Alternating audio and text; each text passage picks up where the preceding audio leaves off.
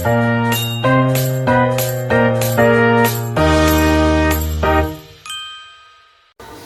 Sobat Yesus, perkenalkan nama saya Roswita Firanikihi. Saya mahasiswa semester 3 dari Sekolah Tinggi Pastoral Santo Petrus Keuskupan Atambua.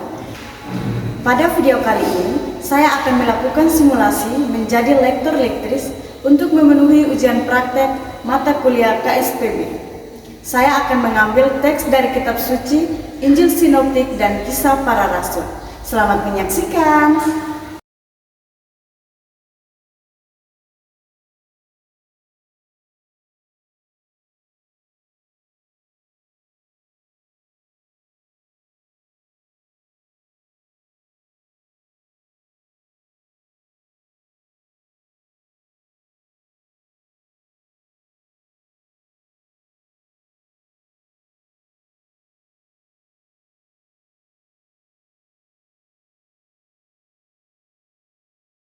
Bacaan dari Kisah Para Rasul.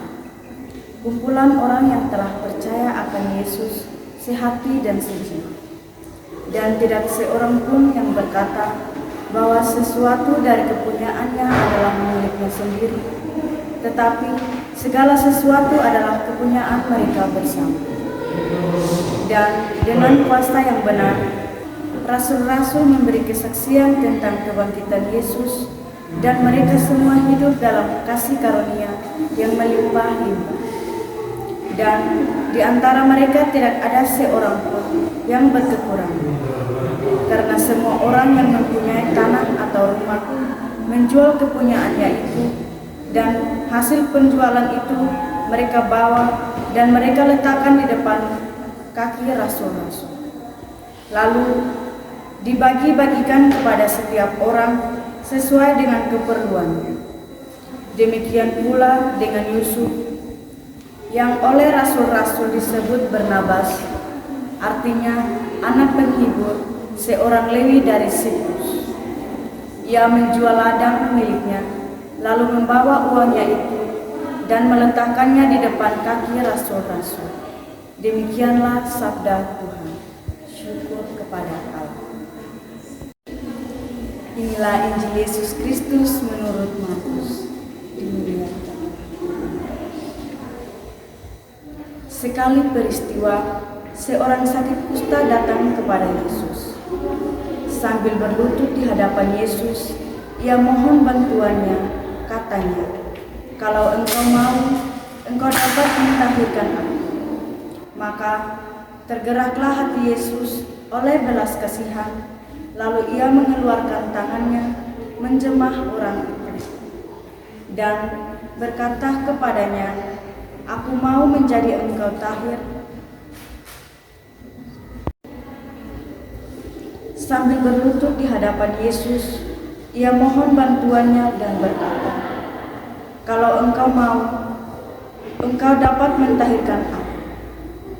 Maka tergeraklah hati Yesus oleh belas kasihan, lalu ia mengeluarkan tangannya, menjamah orang itu, dan berkata kepadanya, "Aku mau, jadilah engkau tahir." Seketika itu juga lenyaplah penyakit kusta orang itu, dan ia menjadi tahir.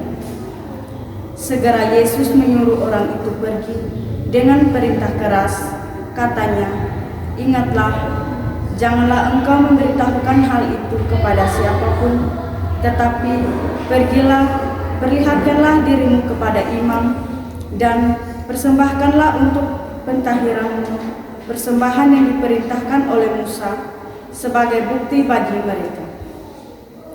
Tetapi orang itu pergi memberitakan peristiwa itu dan menyebarkannya kemana-mana, sehingga Yesus tidak dapat lagi terang-terangan masuk ke dalam kota.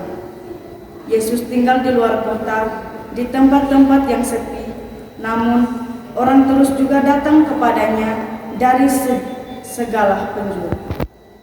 Demikianlah sabda Tuhan. Terpujilah